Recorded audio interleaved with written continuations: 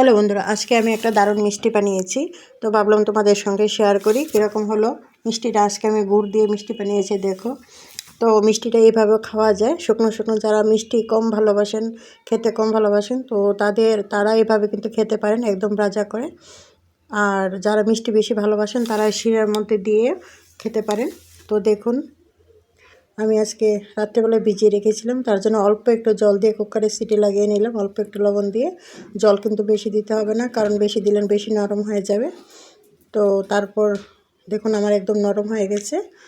তো এখন আমি একটু ভালো করে মেখে নারকেল কোড়া নিয়ে নেব। নারকেল কোড়া নিয়ে ভালো করে মেখে নেব।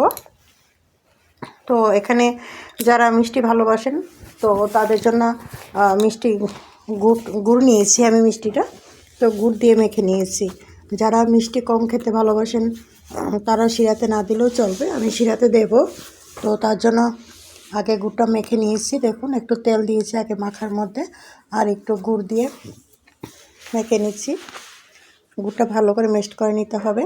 তো ডালটা কিন্তু আমার আগে একটু ভিজিয়ে রেখেছিলাম, একটু বেশি ভিজানো হয়ে গেছে, তার জন্য নরম হয়ে গেছে। আর গুড়টা দিয়ে মাখার পর তো আরেকটু নরম হয়ে গেছে। তো এখন আমি আরেকটু এই ছোটো বাটিতে এক বাটি সুজি আর এক বাটি ময়দা নিয়েছি। তো ময়দাটা স্কিপ হয়ে গেছে। তো এরকম বাটি দিয়ে এক বাটি সুজি আর এক বাটি ময়দা, যতটুকু পরিমাণ মতো নেবেন ডালটা, এভাবে মেখে আমি দেখুন এভাবে করে একটু লম্বা লম্বা করে বা গোল গোল করে যে যেভাবে পছন্দ করো সেইভাবে কিন্তু ভেজে নিয়ে আমি মিষ্টিটা বানিয়ে নিলাম। যারা শুকনো ভালোবাসে এইভাবেই খেয়ে নিতে পারো, অসুবিধে নেই।